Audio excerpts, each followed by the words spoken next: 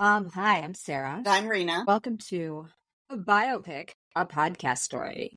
This is a podcast where we dissect the good, bad, ugly, and absurd of this specific genre of motion picture, the biopic. Which movie are we doing this week? We are doing Respect, the story of Aretha Franklin, directed by Liesl Tommy, and starring one Jennifer Hudson as Aretha Franklin. Trigger warning. This movie contains violence against women, violence between people, pregnant children, child abuse, abusive relationships, substance abuse, violence, complicated relationships, and emotional abuse. Can you think of anything else? No, frankly, I cannot. And I said violence a bunch of different ways that I could have been more succinct about. You got to make sure you cover all of the different kinds of violence in this film. You really do. Spoiler warning, we are going to spoil Respect. We may also spoil various other things that have nothing to do with Respect, so consider yourself warned. Sarah, can you tell us a little bit about Respect and Aretha Franklin? As I mentioned, Respect is a 2020 biographical musical drama. As it's directed by Liesl Tommy, and it's her feature film directorial debut. It was written by Tracy Scott Wilson and Callie Corey, and it is based on the life of singer Aretha Franklin. As I mentioned, Jennifer Hudson stars as Franklin, and also Forrest Whitaker, Marlon Wayans, Audra McDonald, Marc Maron, Titus Burgess, and Mary J. Blige all appear. Some other details about the film: it grossed $24.3 million in the United States, and it had a worldwide total box office of $33 million. For context, this was released in August of 2021, which was like just a dark hole of time as the years between 2020 and 2022 were for entertainment, and it was competing with the likes of Suicide Squad, Paw Patrol the movie, Free Guy starring Ryan Reynolds. It was a really dark time for this movie to come out. And it is about the life of one Aretha Louise Franklin, who was an American singer, songwriter, and pianist. And she is referred to as the Queen of Soul, a title she has rightly earned. Rolling Stone twice named her as the greatest singer of all time. To put a little context around the gross figures, the film cost $55 million to make. That is not including promo costs. And I will say this about that $55 million, which is a huge bummer that it didn't do that well, is that you see every dime of that money on the screen. Eric, can you set the scene on this 2.5 hour long movie? Yes, I can. So we open with very little Aretha Franklin. She is 10 years old at this point, being asked by her father, who is played by Forrest Whitaker, to sing. It's 1952, and she is being asked to sing at a party taking place at their house. And their house is filled with luminaries of Black entertainment, people in the civil rights movement. She says hello to Uncle Sam, who is Uncle Sam Cooke. And she begins singing to entertain this crowd. I want to just throw out here right now, and I'm going to probably keep talking about this throughout. This is our first movie directed by a woman. It is about a woman, and it is written by a woman. And throughout this film, you really see and feel that in just the best possible way. And I think that starts right from the jump. So she sings, and then her mom shows up to pick her up. Her mom is played by the miraculously talented Audra McDonald. She is picking her daughters up to go to her house. She is separated from their father, and this is clearly incredibly painful for everyone involved. I wanted to note that this party has a real murderer's row. There's also Uncle Duke and Aunt Ella.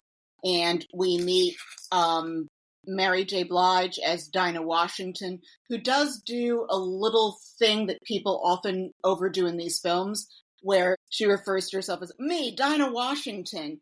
This is something that came up in Dewey Cox, where the Beatles are like, us, the Beatles, they have to remind you, which is not part of the natural flow of conversation.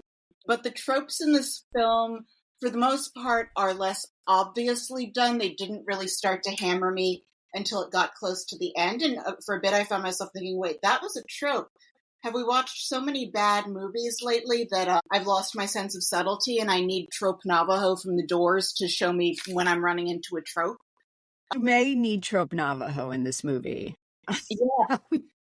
because this movie does something throughout the movie that I think is just so great and so not a thing that happens all the time in movies anymore, which is there is a lot of showing and not telling in terms of the way people perform. It's very much a movie that shows you things and doesn't narrate them to you. Yeah. Also, I wanted to note that everyone looks fabulous at this party because it's 1952 and people still take pride in dressing up, unlike now when everyone looks like a damn slutty slob all the time. And her dad wants to show her off, even though she's 10 and he should be letting her have a childhood. But he brings her down. Yeah, he brings her downstairs to sing at this party. She goes to Audra McDonald's. They have a sweet scene at the piano. Audra McDonald has won so many Tonys, and I've been seeing her on Broadway for decades. And then there's a church scene where you see that her dad is a big performer too. And then she's back home at another party, and a boy comes into her room and hits on her, a much older looking boy, and she reads as a child here. He comes into her room and hits on her by asking her doll's name, then shuts the door. The movie showed us the lead up, and then it showed us the consequence of it. And you see how traumatized baby Aretha is by this event. This little girl who is playing little Aretha is so good. Her face is so evocative. And you see her have a very lovely scene with her grandmother where she tries to get her to tell her what happened and she won't say anything. And her grandmother reminds her that God loves her. And that she can tell anything to God. It's horrifying. And this is a point where I want to reiterate to humanity in general, get it through your fucking heads. Children are not sexy. This is not something where there should be any dissent on the matter. Children, not sexy. God. Yeah, and I hope that I don't double click too much on comparing this to Coal Miner's Daughter, because there are a lot of things in this that, just a lot of narrative beats that are very similar, just in the sense that they, are coming up in the music industry at the same time, surrounded by men. And just the difference in the way that this is played is so enthralling to see, where you're seeing oh, this is wrong. It's wrong for an adult male to be hitting on a child. And that is never done in any way in Coal Miner's Daughter. A scene or two later, we find out that her mother dies. In real life, Aretha's mother passed at a very early age. She was 34. She died of a heart attack. And this is another sequence where it's really, really effectively done. No one says it, but you see the way that her father answers the phone. And it's her birthday party. She won't speak. She doesn't want any cake that her dad's girlfriend brought over. She starts crying. Reverend Franklin doesn't know how to handle this or what to do with himself. You see an imperfect parent and an imperfect parent-child relationship where there are ways that they're really not great at all. And you also see how he kind of exploits her. He wants to push her talent, but she should be asleep. Why was that guy even able to get upstairs? And she has a piano lesson with Reverend James Cleveland. He's very good with her. He understands something's up. They play the piano together, and Dad has insisted that she is going to sing in church the next day. And Reverend Cleveland tells her music will save your life. Reverend James Cleveland is played by our 26th Tony winner to walk onto the screen in 10 minutes, which is Titus Burgess. And he's just so gorgeous in this movie. His face is beautifully expressive. You realize as you're watching this, there was no language for trauma during this time period. Not only was it not okay for women to advocate for themselves, but also there was no way to talk about what had happened to her in the way that we have now. These things are happening to her, and she has absolutely no way to communicate those feelings in a way that will help her.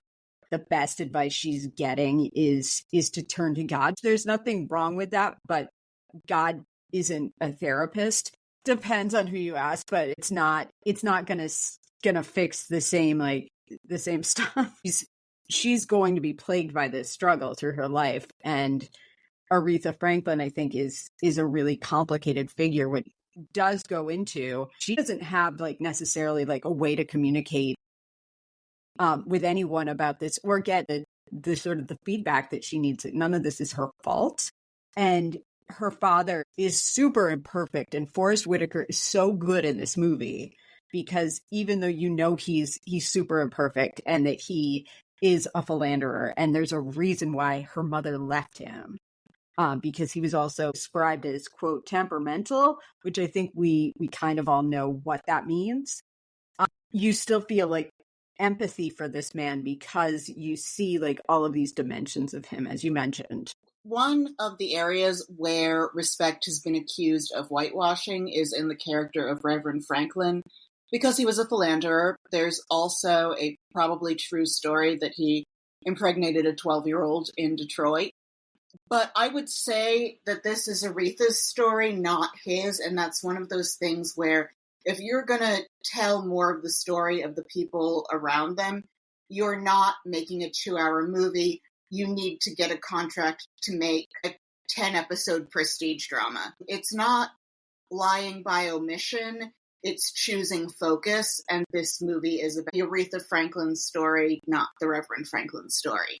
I don't think that this movie bends over backwards to rehabilitate any characters as much as I think that the acting is so good and so strong that I think that there's not a single character, including fucking Ted, who we'll get to, that I wasn't able to understand aspects of their perspective and who they were and why they were there. We haven't made a White Chicks reference yet around the guy playing Ted later. Fucking Ted, man. Okay, sorry. I got a lot of problems with Ted. Right.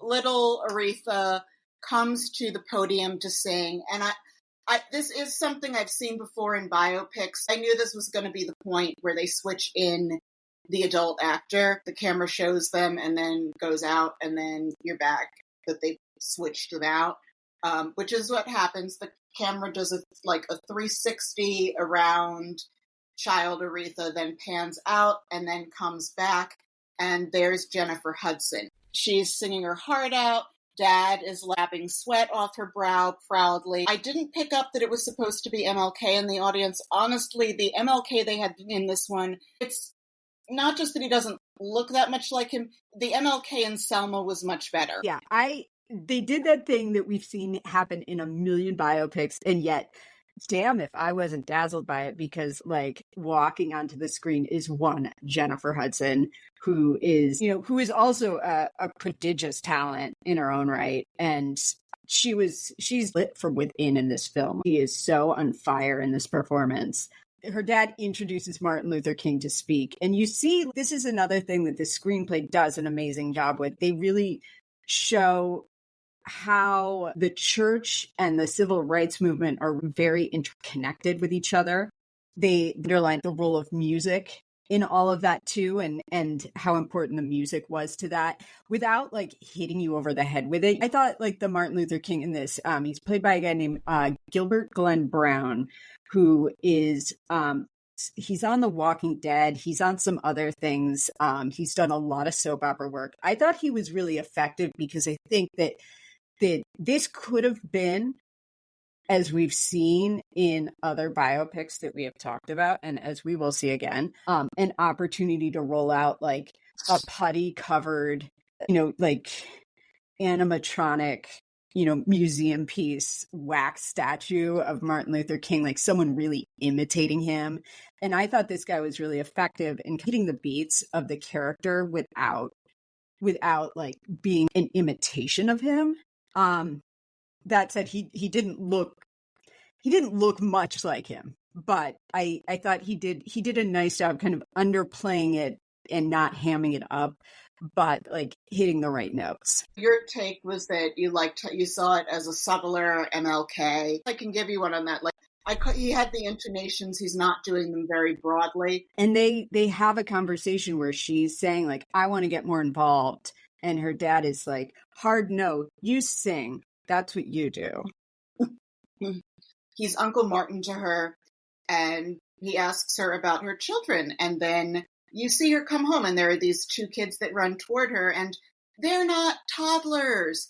And she looks very young to have kids that big, which throws out a hint that, gosh, the ramifications of what happened to her are building up and awaiting confirmation. It looks like the grandma is doing most of the job of raising them. Fun fact, the woman playing Forrest Whitaker's mother is within 5 months of him in age. Of course she was. I thought this was interesting, the kids, because you know, what you find out when you dig into Aretha's bio is that she had a child at 12 and then she had another child at 14. And she herself has always been really cagey on those details. And, you know, when you read a little bit more about her too, you find out that like she was not really given the opportunity to raise these children. Not that a 12-year-old or a 14-year-old is necessarily in a position to be a full-time parent, but those children were raised by her paternal grandmother, and she was on the road with her father singing. And that was how her dad wanted it. So they're at this party. She is sitting on the swings with her sister. Smokey shows up. All the names they're throwing around are people we've heard of. And the dude from White Chicks shows up as fucking pimp. Ted White. Ted White was a pimp. That's what Aretha's husband did for a living. I think there's something going on here where she wants someone who's a tougher guy than her dad, who's supportive. But he's like supportive now. She doesn't know where or how that'll flip. Reverend Franklin does not like the dude from White Chicks one little bit. Nope. Neither do I. Ted White is the worst. In her conversation with Smokey, you hear him talking about how she needs to meet Berry Gordy. She needs to get involved with Motown. And it's one of those like things, not unlike in Coal Miner's Daughter, where you're like, you could just live in Detroit and run into the most like seminal artists of an era at a party. It's so cool to see them, just to be like, they were just hanging out at her house, talking to her about the music industry. And as you said, her dad is very unhappy to see one Ted White at this party. And then he gets up and he announces to everyone, Aretha, you're going to New York City and we're going to meet with record producers because I have been telling them about you. Once again, a man is dictating the terms of what's next for her, and she gets signed to Columbia Records pretty much on the spot. She's meeting with one John Hammond at Columbia Records. They're in the lobby of the Woolworth Building, which is my favorite skyscraper and my second favorite building in New York after the Metropolitan Museum of Art. It's a magical, magical lobby. You have to take a tour that you pay for now to see it, but it's still something you should do sometime in your life. And I immediately recognized it. A little bit about John Hammond. He was a legendary producer. And I'm just going to look up a list of the people that he worked with. He was responsible for getting Robert Johnson's work out to the public, although he didn't know that Robert Johnson was dead when he tried to have him come play at Carnegie Hall. I learned a bunch about him from the History of Rock Music in 500 Songs podcast, which is excellent. Hammond was instrumental in sparking or furthering numerous musical careers, including those of Bob Dylan, Bruce Springsteen, Benny Goodman, Harry James, Charlie Christian, Billie Holiday, Count Basie, Teddy Wilson, Big Joe Turner, Pete Seeger, Aretha Franklin, George Benson, Freddie Green, Leonard Cohen, Arthur Russell, Jim Coop, Stevie Ray Vaughan, and Sonny Burke. And again, making people aware of Robert Johnson although sadly after he could do anything for Robert Johnson, the charter member of the 27 Club. I could not find any evidence of any relation to Albert Hammond Jr. of the Strokes. Thank you for checking, though. He's someone who we will see played again subsequently in at least one other film. He is not to be confused with the hubris-driven entrepreneur in Jurassic Park of the same name. I got a lot of problems with this guy, too, but he did not try and start the end of the world with his stupid theme park. He never tried to splice dinosaur DNA into frogs while working with Aretha. He did not know what to do with her vocally. Like, you see that she's recording standards, she's kind of all over the lot, and you also see she has just this raw ambition of she wants to record hits. She keeps saying that, and they're like, hey, record Tea for Two from Nona Nanette or whatever. There's a lot of confusion about what to do with her kind of talent. You're seeing her kind of just like continue to hit this wall, and one night she's performing and Dinah Washington, Mary J. Blige, returns, and she is going to try and honor Dinah Washington with a performance of one of her songs. Dinah loses her shit when she starts singing, and calls her to the carpet backstage, and she really sets her straight. And she's like, don't, exact line, bitch, don't you ever sing the Queen's song when the Queen is in front of you. And actually, this did not happen with Dinah Washington in real life. It happened with Etta James at a small club in Providence, Rhode Island. And Dinah Washington herself died in 1963, so she's not long for this world when she has this talk with Aretha. But like you said, Reverend Franklin is controlling everything. He wants her to be a big crossover pop singer, but they're picking vanilla things you're supposed to do. But the people who we really love, who have staying power, break that rule. And then, so first Dinah is reading Aretha the Riot Act, but then it turns into like tough love because she's reading her for singing other people's songs and not having any hits, and that Aretha needs to sing songs that are authentic to her as a person. We also learn here that Aretha has never told anyone who fathered her two children. Dinah is cramming all of the things that a parent might do when they're mad about you or really concerned about you that would have come out over years into like 2 minutes going from bitch don't sing to the Queen to this like tough love thing. It's a great moment, especially because narratively you see these moments with other women where you see her really like understand who she needs to be as an artist, and it always comes in discussions with other women, which is no coincidence, again, because this is a movie written by women about a woman's story. Dinah is basically like you perform what you want, but you have to believe in what you're doing, and she's letting other people dictate who she is.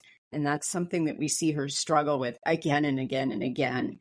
And then, we see also that she, like they describe it as indulging her pain, which is so condescending. She drinks, and then her father slaps her really hard when she is late to a recording session. This is embarrassing, and it's in front of her producer. And John Hammond, she shows up 68 minutes late. And John Hammond says she's an angel compared to Bessie and Billy. Yeah.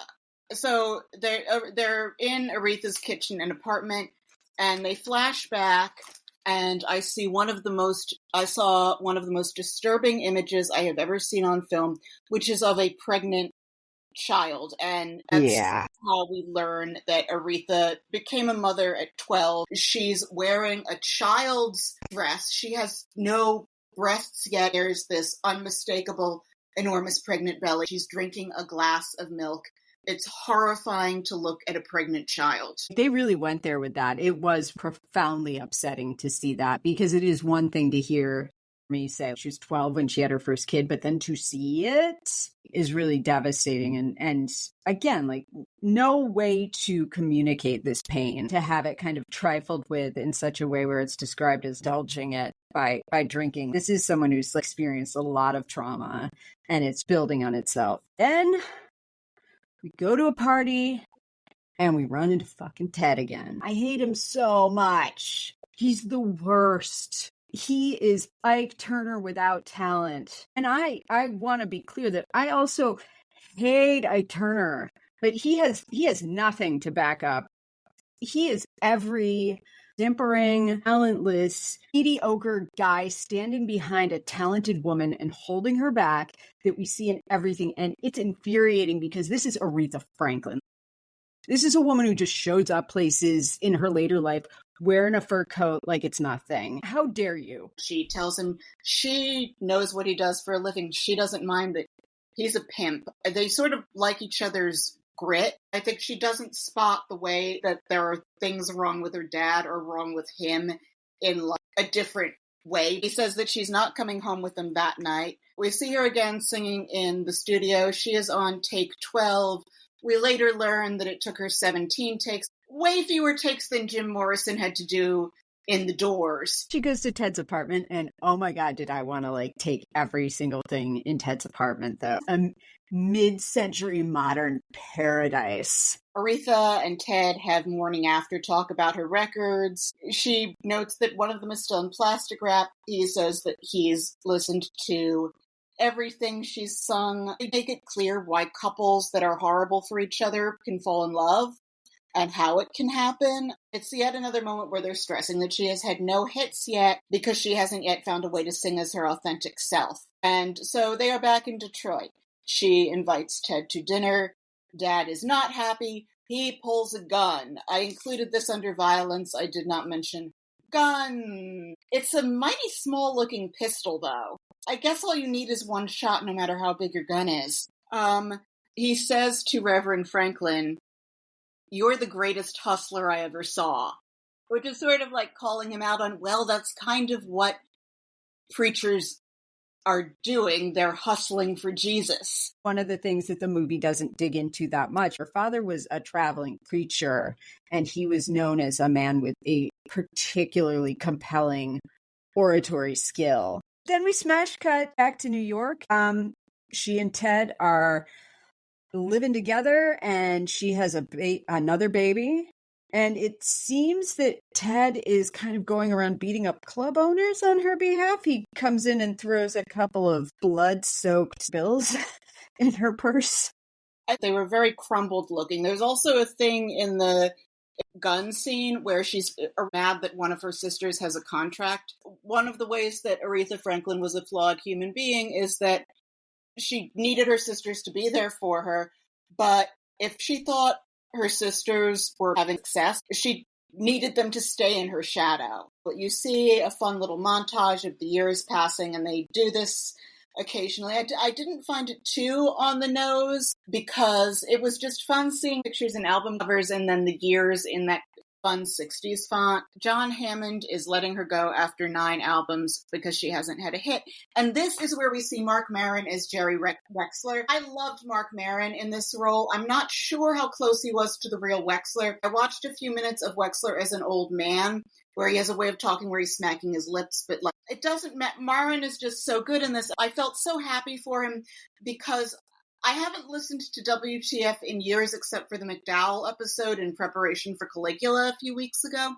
But I remember how it ate at Marc Maron in the early days of WTF that he didn't get cast a lot. Seeing him in a big prestige drama in a role that was perfect for him made my heart feel all warm and light, and he has the best zingers in this role, and he's just so alive that if he isn't a perfect imitation of Jerry Wexler, I don't care. I loved watching Marc Maron in this role. There's some controversy over sending Aretha to Alabama to record, but he's being great. He's like giving her everything we know she needs to take off. Ted seems like a good advocate because they haven't disagreed on anything yet. She says she wants hits and she wants to sing original material. They look out the car window, they see cotton picking, and they are not happy, quite justifiably so. They go into the studio, and Jerry Wexler is yelling at a character that I referred to in my notes as Southern Man until I found out it's Muscle Shoals owner Rick Hall. I agree with you.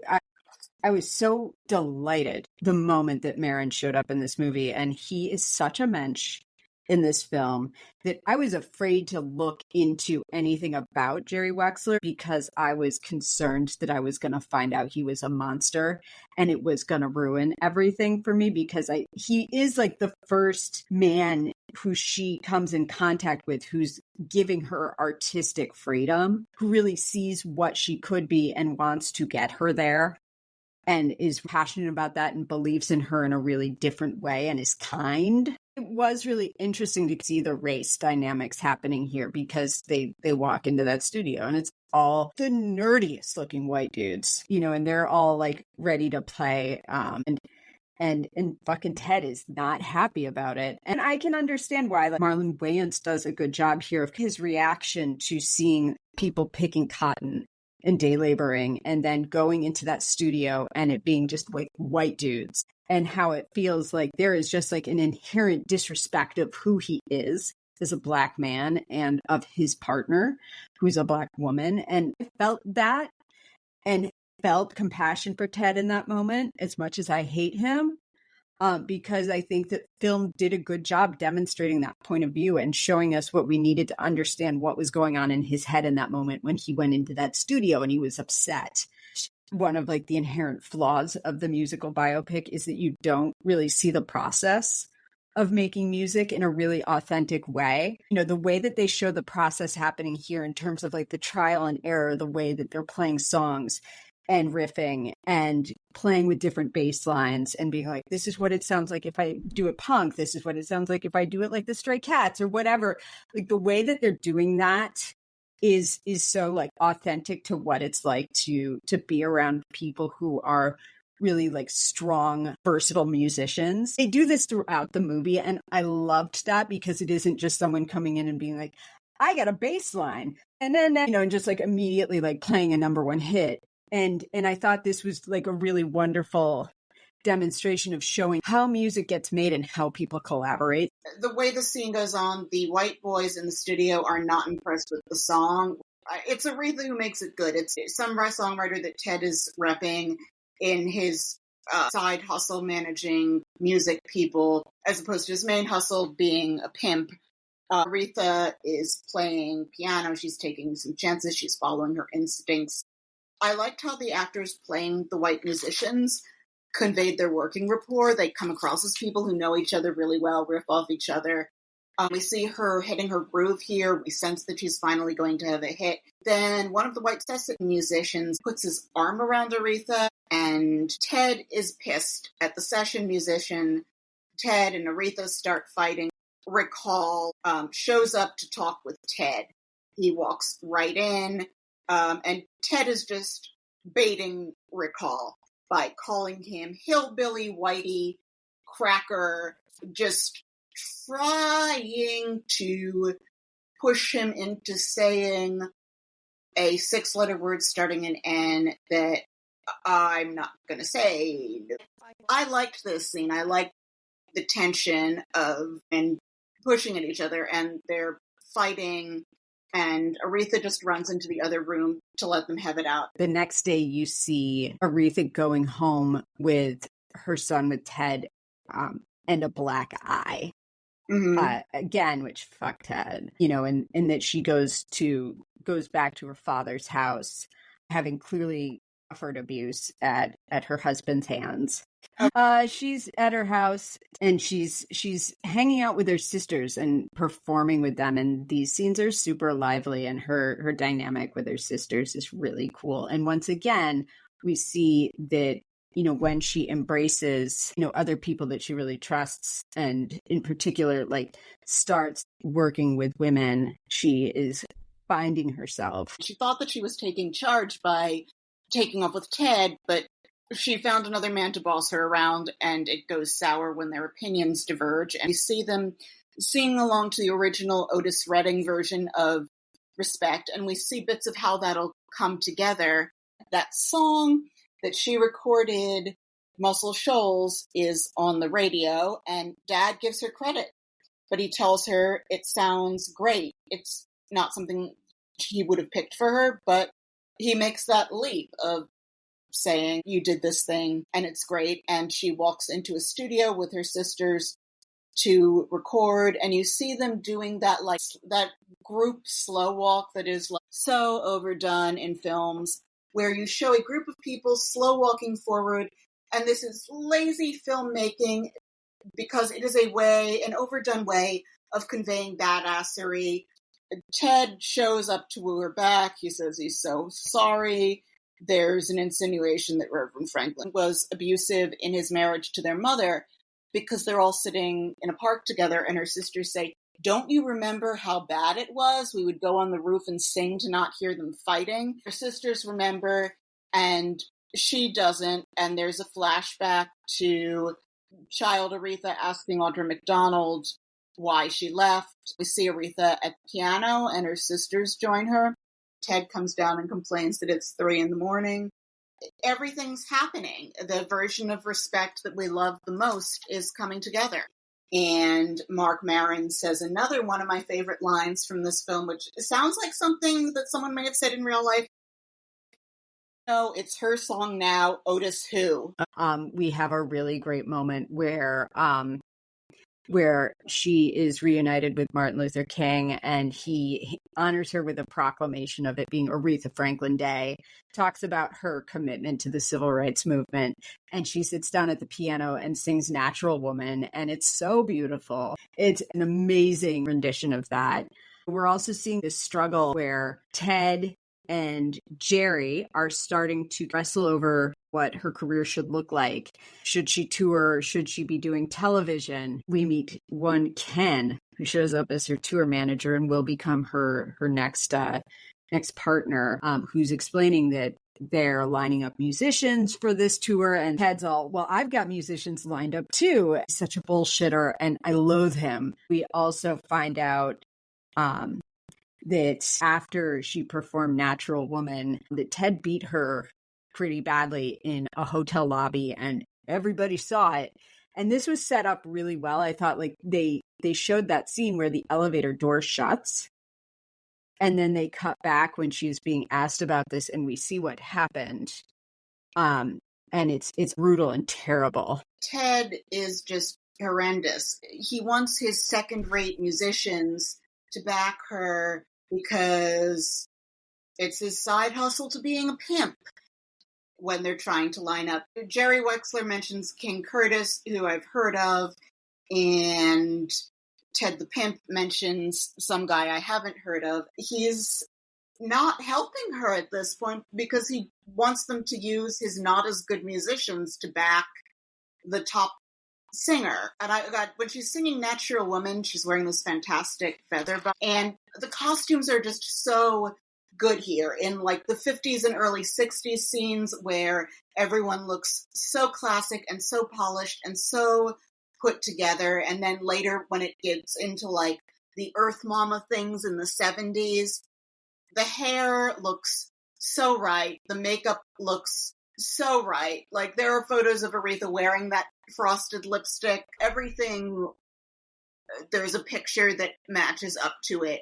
And it's all so good to look at. Yeah. And then she and Ted have another fight after this moment where she's being asked for the first time about whether or not Ted is abusive. He says one thing to her that is why I started just calling him fucking Ted. He says to her, another man would have killed you by now. He actually tries to make a case to her that she was nothing without him. And she says, no, that's not true. And then she kicks him out, and then she calls her doorman and says, I have a bunch of trash you need to take outside, and puts all of his stuff on the streets. And then she calls up one Ken Cunningham, and they hook up. She says, I'm done with you. She says that living with white chicks is worse than living with her demons, and you see her singing Think on stage, and she's tearing it up, and Ted the Pimp is standing backstage and leaves. Hallelujah, gone. And Ken is really good for her. I love him. We also saw her drinking alone before she invites Cunningham over, but she does not handle being alone very well. And then they're in this fabulous looking kitchen.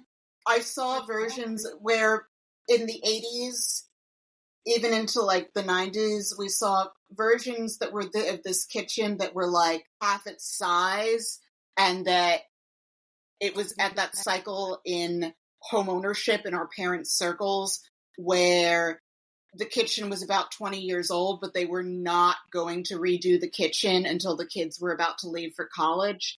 So we saw so many less nice versions of this kitchen growing up. But this is the original that all of those were imitating from the furnishing magazines.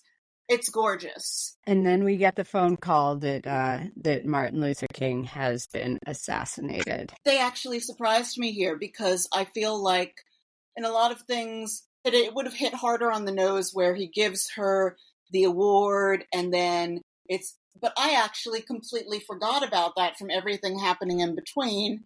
And hearing about the death of Martin Luther King Jr. comes up in a naturalistic way where I was actually surprised. I knew it was coming, but it didn't bump you on the head with it. It gave breathing space. So she's singing at MLK's funeral, and then she and Dad are drinking together. And I'm going to be completely shallow. I love the necklace she's wearing in this scene because it looks like a smaller, longer version of the Pelosi pearls that I love, where it's like a mix of the black Tahitian and the yellow and white gold South Sea pearls hung together. And they're like a respectable size, and it is a boss lady's necklace. I had my eye on it all scene, which is embarrassing because this is a very deep father-daughter scene. And the dress she's wearing is also fabulous. And again, I should be focusing on the conversation that Aretha and Reverend Franklin are having in this scene where they're reflecting that the civil rights movement has moved past him. Dad wants to hit the road with her again, but like she's long since moved past that. We cut to 1970 where she is turning down the song Let It Be. And again, this is something that Aretha would do subsequently. She would turn down songs that became huge hits for other people. She's fine. Like she has plenty of iconic recordings, but is there a world where I could also have that recording and that be the seminal version of Let It Be? Yeah, I would be okay with that. Yes, you see in this scene that like Aretha is not in a good place. They've switched up the hair from where it was like very ladylike up to now, and she's in the afro. Now, she's not making dates. She tells her brother to put the dates back in. She's having fallings out with her sisters and, like, insulting them. And you see they're so hurt, but they want to be there with her. Because she starts playing Young, Gifted, and Black later. She's told them, your albums are jive, don't come, and reminded them that they have her write their liner notes. And she's paranoid. She's like drinking too much. She throws everyone out. But you see her on the piano and everyone wants to come back and help her with the song. I love how they portray the family dynamics because you also saw this when her sister wrote that song for her before, how happy the sister was to be having Aretha realize it so beautifully. Aretha has to have 100% of them or she falls apart inside. This was a brutal scene. There's a world where this scene wouldn't have been allowed to be put on screen because she is so horrifically dislikable in this scene. Like she's incredibly cruel to every person in her last radius. And and Jennifer Hudson nails it. Like it was heartbreaking, especially because all of those people do love her so much and want to care for her and want to be close with her. And you can say that Ken is a good partner and she's not able to reciprocate. He gives her a foot rub and she gives him a bloody nose. She doesn't mean to.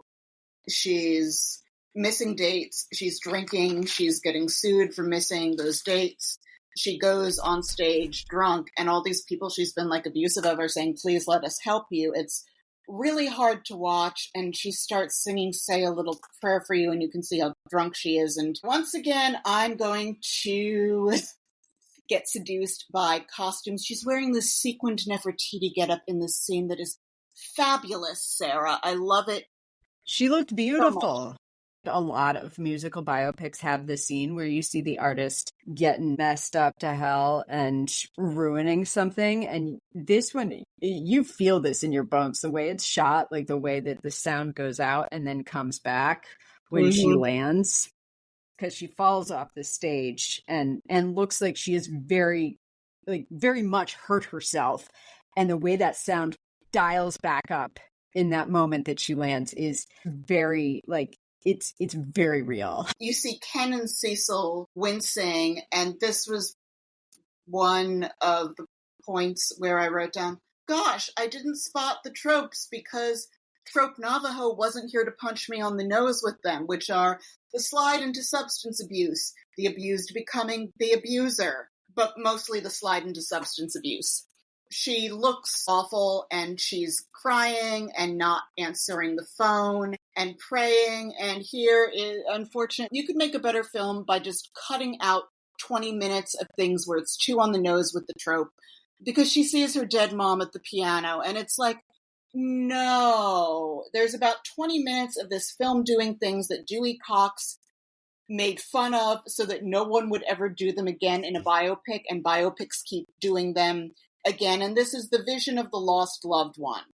And I guess maybe this is there to show that she's having her rock bottom, and the memory of her mother is like spiritually comforting her, but that was just my reaction to it. She's interacting with the dead mom who takes the booze away and holds her, singing Amazing Grace. Did I really see this, Sarah? You did.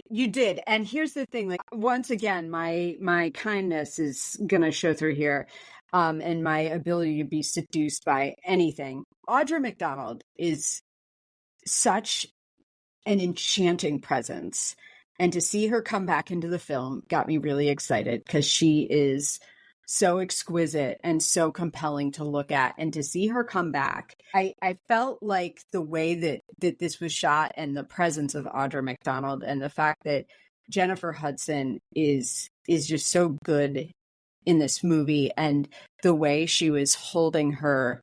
I understand why she's in so much pain over the loss of her mother. It made sense to me. Like, this is giving me a visceral experience of what that loss felt like for her, and the fact that they were almost like in a pieta.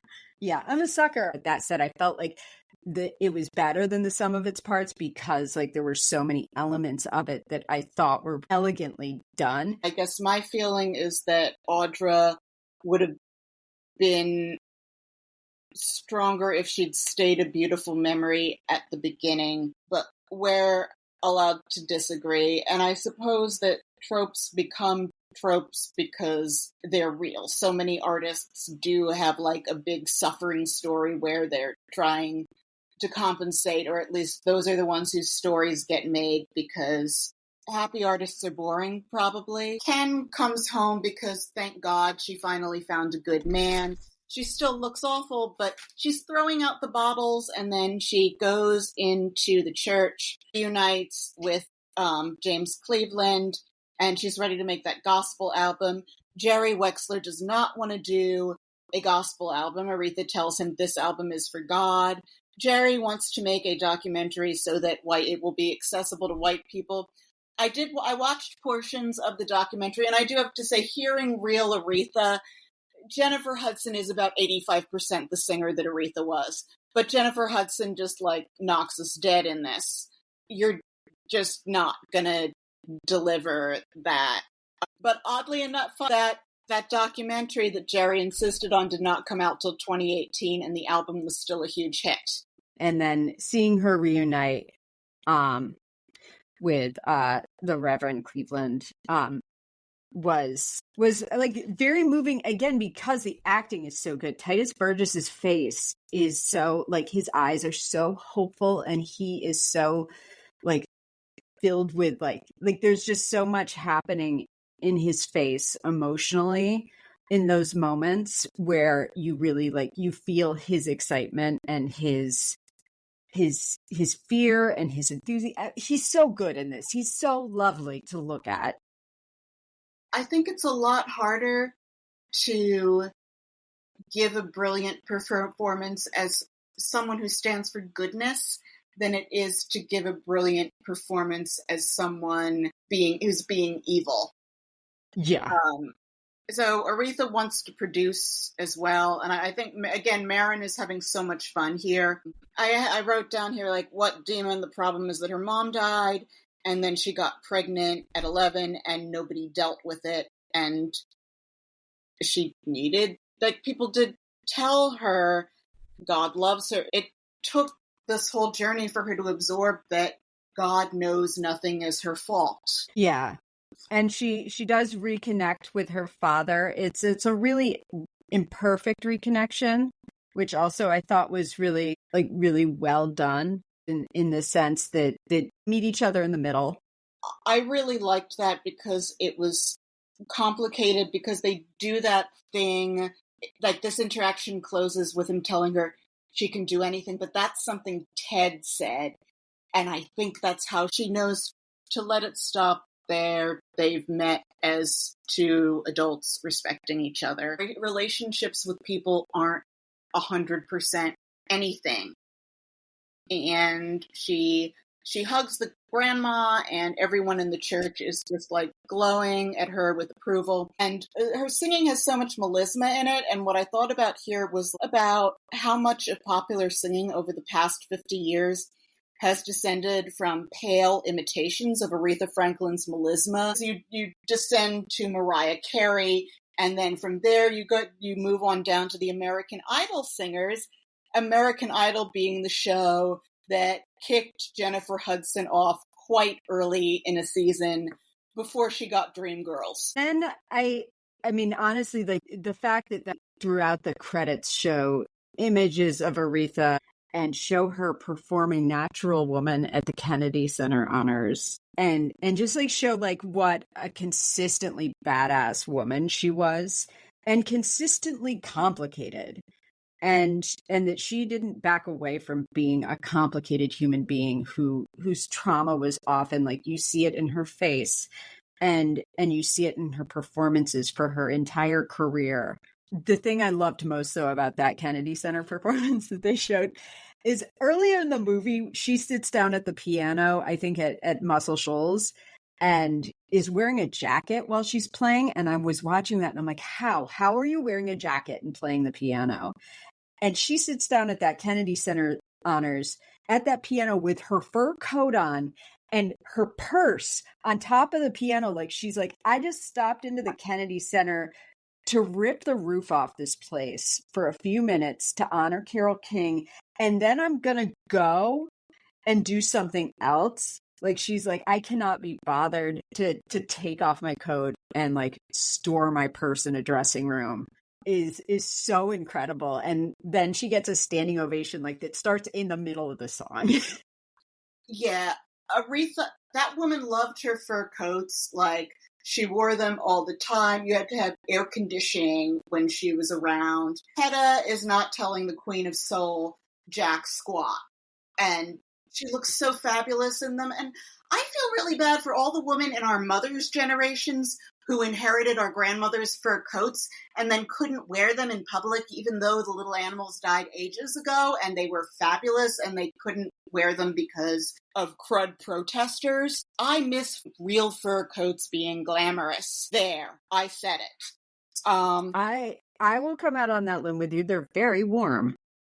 And okay, yeah, so there's a thing here where there's a memory of her hugging the mom to show that mom approves of her journey and that she's come full circle and learned to love herself, which, again, I reacted to those things differently than you. But another thing, I liked the way those images of the rest of her career were done over the closing credits, and I liked it that the captions on screen catch us up with the rest of her career highlights, because I appreciate that it honed in on the 20 years where Jennifer Hudson was believable and not buried under old age makeup. And I went into this not knowing anything. So I was relieved that they just showed what the highlights were, like that graph of what does success look like, where in real life it's like scribbles, and in the graph it shows a diagonal, because I didn't know what I was going to see. And I thought, are they going to show how she had that career lull in the 70s and was revived by her appearance in Blues Brothers. And are they going to cast a John Belushi and a Dan Aykroyd? And so happy we didn't see that, because there's the day that, like, after the way Clive Davis took over later and kept her raking in the dollars. But that's unnecessary. You don't need to get the whole life. You don't need to end with a death scene. It doesn't need to be a story of her cycling through 3 white record executives. Yeah, I walked away from this movie kind of feeling really troubled by just the bigger picture of the industry. As I mentioned at the top, like, this came out in a real dark, fallow time in entertainment where there was a feeling that maybe we weren't going to go to movie theaters ever again, which is a feeling we get every 10 years. And I should be kind of accepting of that at this point. But it was a bad time for entertainment in the theaters. I had the same feeling. What did I just watch that was somehow different than every review that was out there? Because I was expecting to not feel enthusiasm for this film the way that I do because of the reviews. And I'm troubled by the fact that a movie like this that is about a female Black artist who changed the music industry. It's a beautifully shot motion picture. It has just an absolutely bonkers cast of incredibly talented, well-lauded actors and performers. It has crazy talent behind the camera, so much of which is female. It raised the bar in terms of, like, there are paint by numbers elements of this, as we've talked about, but at the same time, the way that this film was constructed, the way that it was written, everything about it, like, why didn't this movie get more attention?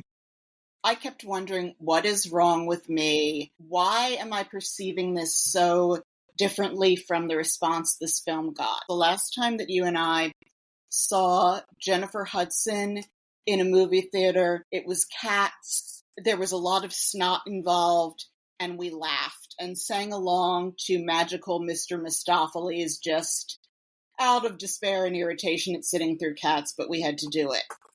As I was doing the scores, I was like, I feel wrong that I'm so out of step with critical consensus. As I saw the numbers tallying, I thought, I can't score this higher than Coal Miner's Daughter. And I was like, no, that's the whole thing, that we shouldn't be letting outside things influence each other, and we should not tell each other in advance, and we should stick to our guns, because part of this is us balancing each other out. You just mentioned Coal Miner's Daughter. This movie, to me, hangs together much better than that film did, because it's impossible to show a female artist of this era's ascension without going the way that men shaped her career and her being. But they're very self-aware about it in this movie in a way that that movie absolutely wasn't. They're not trying to rehabilitate Ted. They're not trying to rehabilitate her dad this way that Coal Miner's Daughter was constantly like, see, but dude's kind of a good guy, but he wasn't. This movie came to the table with a much stronger sort of narrative perspective, and does rise above, like, that sort of untheniness of biopics. So, choice dialogue, the 2 bits that I wrote down are things I already quoted. Dinah Washington saying, "Bitch, don't you ever sing the Queen's song when the Queen is in front of you," and Jerry Wexler. What's her song now? Otis Who? I loved both of those lines. I loved "I'm not trying to jive you or Jesus" when she's talking to Jerry Wexler. Let's roll into ratings. Outward appearances, hair and makeup. I gave it a 9. 9. Hair and makeup is flawless. One looks so much like their characters without being really imitative. Like, I feel like the wigs were wiggy. Makeup is outstanding. It's all beautiful to look at. This led me to wonder, like, have our standards around production value in these things increased so much since the 70s and 80s that's why we were more impressed by this than Coal Miner's Daughter? There's the possibility of that. I kept kind of going back to the amount of care that went into creating these looks and recreating album covers and art and everything. So for acting and casting, I gave it an 8.5. I gave it a 10. First of all, Jennifer Hudson is doing all of her own singing, and she's doing it live, which I thought was absolutely incredible. No one was imitating anyone, which I really appreciated. Mm-hmm. So much of biopickery is seeing these performances where people look just like the person or they act just like them. And I feel like there was a lot of choices that people made in order to evoke a character without me thinking like, you know what Forrest Whitaker did is he watched 50 hours of film of her father in order to get every gesture just right. There's a lot of physical acting in this movie. There was just so much communication through movement. You see a lot of gestures and a lot of the way people are walking or carrying themselves that demonstrates things. Like I was saying earlier about like the sequence where her mother passes. Like I picked up what that movie was what the movie was putting down immediately just from the way people were moving and responding physically to the information they were receiving. Like I was like, oh, her mom's dead. And I think that is a tremendous credit to all of the acting. Audra McDonald, I can't say enough good things about her. Titus Burgess is like just his face is beautiful to look at. And the way he responds and the way his eyes shine. And Marlon Wayans, like fucking Ted, like even him, like I understood aspects of where he was coming from. I hate abusers, but he also made me really sad in this. I felt like there was so much communicated through so little like indicating through dialogue. And, you know, and Forrest Whitaker is such a good actor that you're like, that guy's not a villain. And I think a different kind of performer would have made her dad much more a straightforward villain.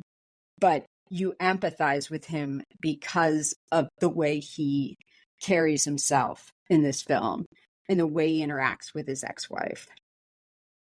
Yeah. Monologue over. All right. Passage of Time, I gave it an 8.5. I gave it a 9 because I thought like that everything was so well communicated through the fashion, the vehicles, the home design, the hair, and the actress who played baby Aretha, her name is Sky Dakota Turner, was so good and also looked so much like baby Aretha without, you know, like it didn't look like they like found like Jennifer Hudson's clone in order to cast that role. They found an actress who could evoke a lot of feeling in her face. So costuming, I gave it a 9. I gave the costuming a 10. Again, same reasons I just mentioned in the passage of time. Costumes are beautiful. They matched things so note perfect in terms of her own that she was wearing. And I lost to the costumes in this film. Quality of the script, I gave it an 8 just because they did those things that, for me, they were tropey. You had your own reaction to them, and that's okay. We can balance each other out. I gave the screenplay an 8.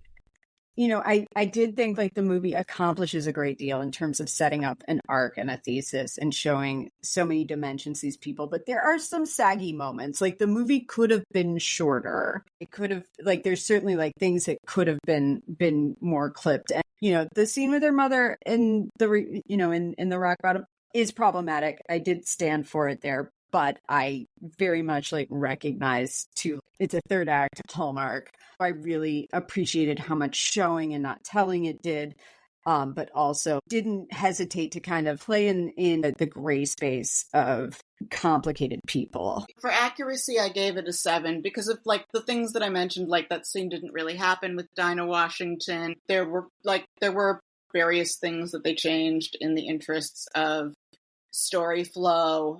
I did do some reading from the David Ritz book, so I gave it a 7. Same, 7. For storytelling, I gave a 7, again, because of my issues with the tropes getting more obvious toward the end in a way that felt to me unworthy. I think Audra McDonald is better left as a beautiful memory.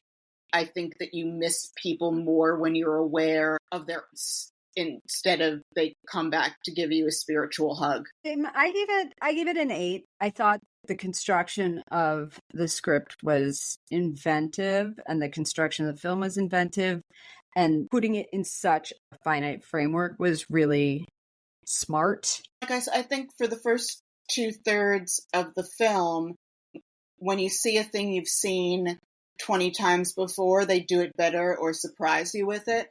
It surprised me with Martin Luther King Jr. dying, with like how they told that, which is really hard to do at this point. Yeah. But it sort of let itself down in the home stretch a little, I thought. So 7 for storytelling. Production value, I gave a 9.5. And yeah, beautiful to look at. The way that these actors were lit, like Hudson, even when she is drinking and about to see her dead mom, is so beautiful. Is just lit so beautifully in this film. All that money on the screen, and it's real put together, beautiful looking movie. I agree. Direction, production, I gave it an 8, with, like, again, the deduction coming from tropiness in the home stretch.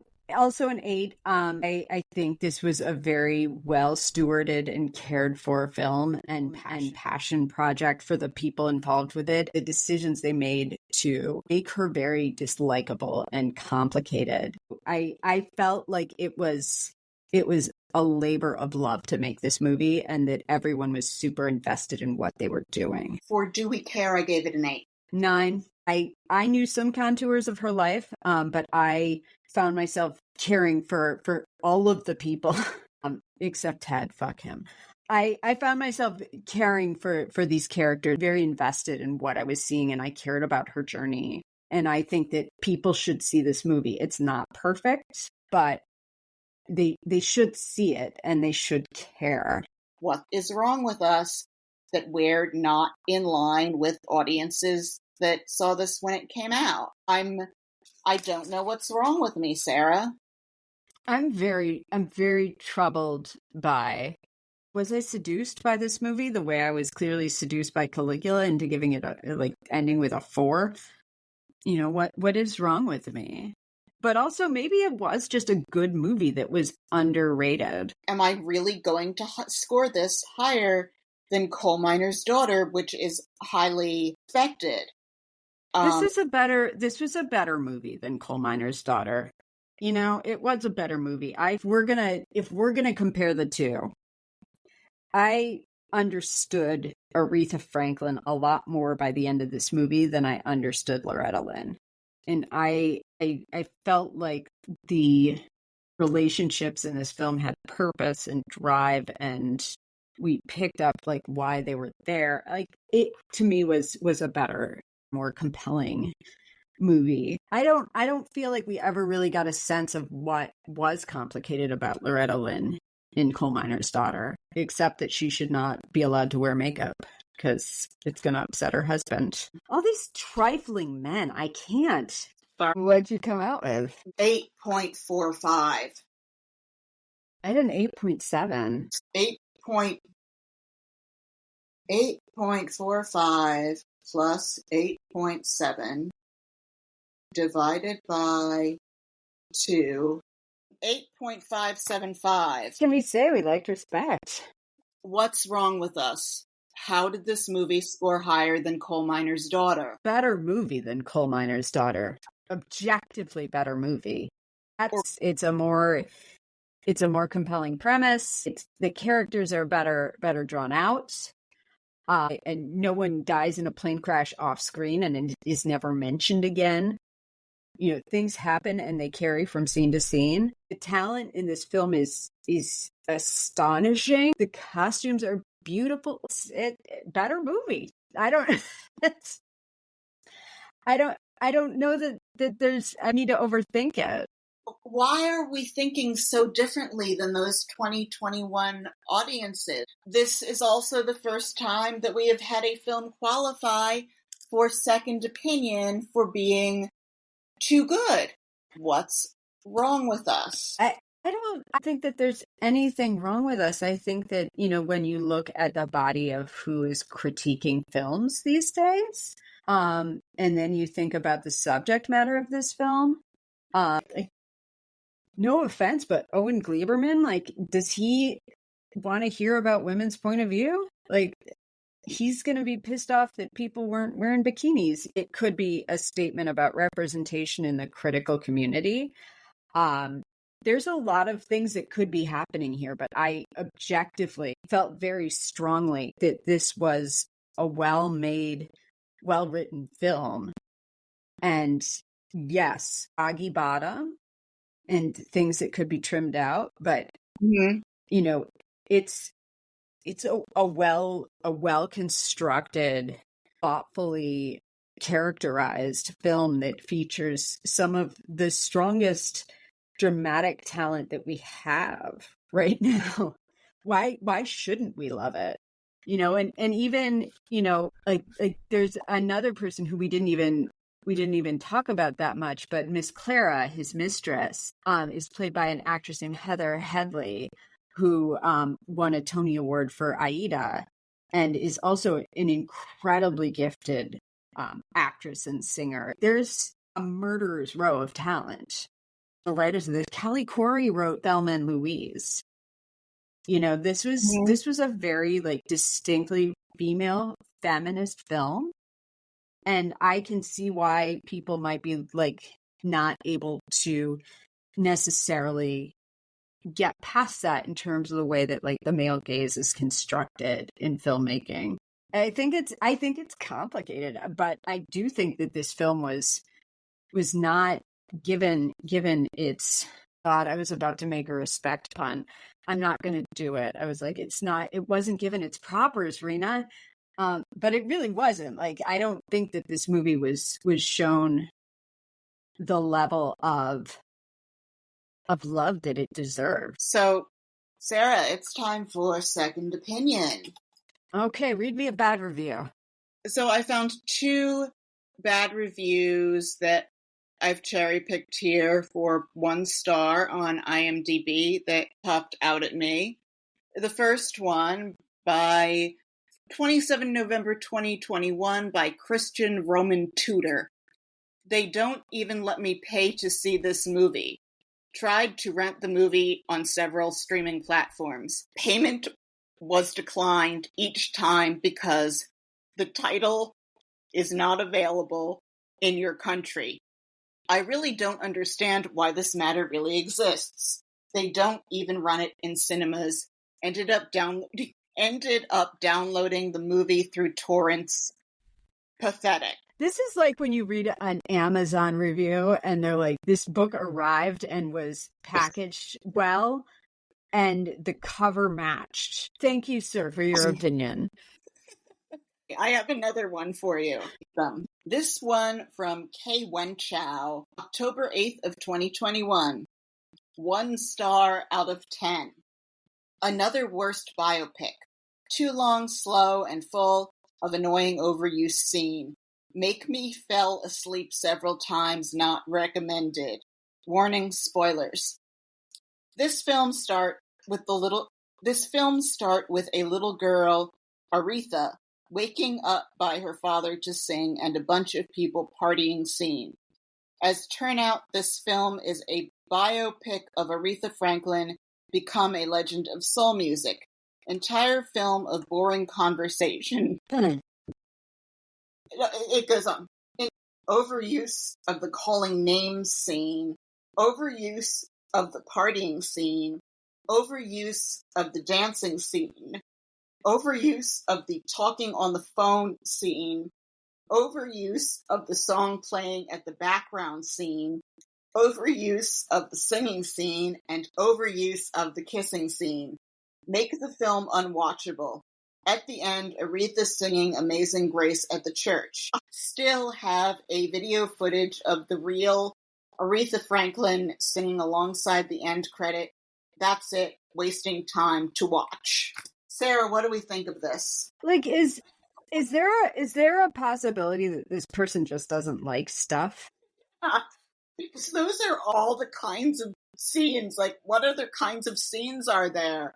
Like, car chases, murderers, like stuff that never happened to Aretha Franklin. There were no car chases because we didn't make it all the way to the Blues Brothers. The thing about all these reviews are so interesting to me because, first of all, this person sounds like they were sort of surprised to have wandered into a biopic about Aretha Franklin. It's saying, like, it turns out this is a biopic about Aretha Franklin. I'm like, yes. Like, do people just kind of like turn the TV on and like things happen to them? I don't know. I mean, that's just, as I said, it's not a perfect movie. One thing about Too Much Smoking, and that review said that, I was noting that we never saw Aretha smoking a cigarette. And I thought that was interesting. Not because that's like part and parcel for being an addict as much as just everybody smoked. Mm-hmm. And I was like, she still has the survival instinct in her to protect her voice enough not to pick up smoking. I didn't say too many smoking scenes. This reviewer did. I know. The movie actually had a scarcity of cigarette smoking. Yeah, right? Like there was one point where she was in Ted's apartment with him, and I was like coveting all the stuff and then thinking everything in there smells like cigarettes because he was a smoker, but different strokes, man. No. To wrap it up, are we irrelevant, out of touch people who are overly impressed by a glossy surface? Maybe. I think that if we were, we would have been like about like how The Doors was a genius movie. But The Doors, one of the things that came up why I gave it a lower score on like costumes and productions was because at the time that it was made, it was easier to find things from the 60s.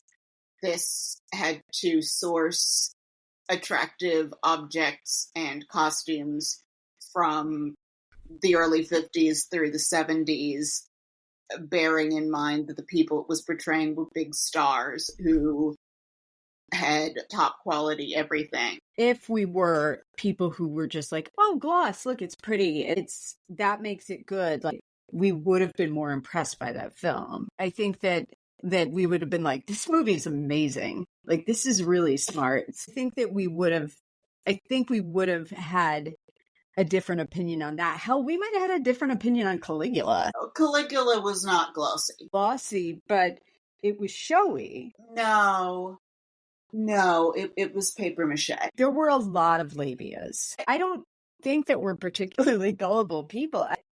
I think that this is an underrated movie, although it did have too much talking and too much driving, as that review just indicated. I think that reviewer just doesn't like anything. I don't think they do. There's kids' YouTube that reviewer might really enjoy because there's not a lot of driving or talking or smoking or drinking. There's like disembodied hands playing with toys and opening packages. And maybe that's more their speed. They probably thought that they wandered into the Paw Patrol movie that came out that same summer. And we're like, there's not enough dogs in this movie. Where are all the dogs? There are no dogs in this movie. Wow. Where are the talking dogs? Where's Ryan Reynolds being whatever, like, Free Guy or whatever the hell that movie was? Okay, Sarah, shall we wrap it up? Let's close it out. Yeah, I want to thank everyone for listening, and for bearing with us, and go out and see this movie. It is worth a view. And also just go to YouTube and after you finish watching people make slime, you should totally watch Aretha Franklin performing in place of Pavarotti at the Grammy Awards at a moment's notice. And you should also watch her Kennedy Center performance of Natural Woman. She was a talent like none other. Jennifer Hudson is a talent like none other. Check out this movie. You're missing out if you don't take a look at it. Please, if you liked us, tell a friend and leave a good review on the iTunes store. I hear that it helps. Yes. Thank you so much. And looking forward to joining you all again. Bye, lovely people.